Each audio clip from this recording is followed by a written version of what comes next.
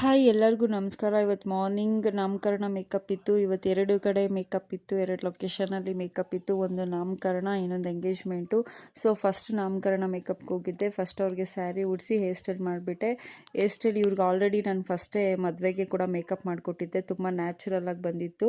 So ಹಂಗೆ ಮಾಡಿಕೊಡಿ ಅಂತ ಅವ್ರು ನನಗೆ ಹೇಳಿದ್ರು. ಮತ್ತು ನಾಮಕರಣಕ್ಕೂ ನಮಗೆ ಮಾಡಿಕೊಡಿ ಮೇಡಮ್ ಮೇಕಪ್ ಇದೇ ಥರ ನ್ಯಾಚುರಲಾಗಿ ಅಂತ ಕೇಳಿದ್ರು. ಸೊ ನಾನು ಅದೇ ಥರನೇ ಮೇಕಪ್ ಮಾಡಿಕೊಟ್ಟೆ. ಅವ್ರು ಹೆಂಗೆ ಇಷ್ಟಪಟ್ಟರು ಅದೇ ಥರ ಮಾಡಿಕೊಟ್ಟೆ. ಅವ್ರ ಹೇರ್ ಸ್ಟೈಲ್ ಕೂಡ ಇದೇ ಥರ ಬೇಕು ಅಂತ ಫೋಟೋ ಕೂಡ ತೋರಿಸಿದ್ರು. ಫೋಟೋ ತೋರಿಸಿ ಅದೇ ಥರ ಮಾಡಿಸ್ಕೊಂಡ್ರು. ಮತ್ತು ಅವ್ರ ತಂಗಿಗೆ ಸ್ಟ್ರೈಟ್ಲಿಂಗ್ ಮಾಡಿಬಿಟ್ಟು ಸೆಕೆಂಡ್ ಲೊಕೇಶನ್ಗೆ ಹೋದೆ. ಸೆಕೆಂಡ್ ಲೊಕೇಶನಲ್ಲಿ ಅವ್ರಿಗೂ ನ್ಯಾಚುರಲ್ ಮೇಕಪ್ಪೇ ಬೇಕು ಅಂತ ಕೇಳಿದ್ರು. ಮತ್ತು ಅವ್ರಿಗೂ ಕೂಡ ನಾನು ನ್ಯಾಚುರಲ್ಲಾಗಿ ಮೇಕಪ್, ಅವ್ರಿಗೂ ಲಾಸ್ಟ್ ಟೈಮ್ ನಾನೊಂದು ಮೇಕಪ್ ಮಾಡಿಕೊಟ್ಟಿದ್ದೆ. ಅವರು ಅದೇ ಮೇಕಪ್ನ ನೋಡಿ ತುಂಬ ಚೆನ್ನಾಗಿದೆ ಅಂತ ನೆಕ್ಸ್ಟ್ ನನಗೆ ಹೇಳಿದ್ರು. ಸೊ ಅವ್ರಿಗೆ ಮೇಕಪ್ಪು ಅಲ್ಲಿ ಮುಗಿಸಿ ಮತ್ತು ಹೇರ್ ಸ್ಟೈಲ್ ಸ್ಟಾರ್ಟ್ ಮಾಡಿದೆ. ಹೇರ್ ಸ್ಟೈಲು ತುಂಬ ಚೆನ್ನಾಗಿ ಬಂದಿತ್ತು.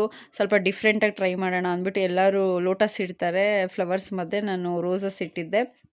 ತುಂಬ ಚೆನ್ನಾಗಿ ಕಾಣಿಸ್ತಾ ಇತ್ತು. ಮೇಕಪ್ಪು ತುಂಬ ಚೆನ್ನಾಗಿ ಬಂದಿತ್ತು. ಅವರು ನ್ಯಾಚುರಲಾಗಿ ಬೇಕು ಅಂತ ಕೇಳಿದ್ರು. ಸೊ ನಾನು ಅದೇ ಥರ ನ್ಯಾಚುರಲಾಗಿ ಮೇಕಪ್ ಮಾಡಿಕೊಟ್ಟೆ. ನಿಮಗೂ ಇದೇ ಥರ ನ್ಯಾಚುರಲ್ ಮೇಕಪ್ ಬೇಕು ಅಂತಂದರೆ ಕಾಲ್ ಮಾಡಿ. Thank you.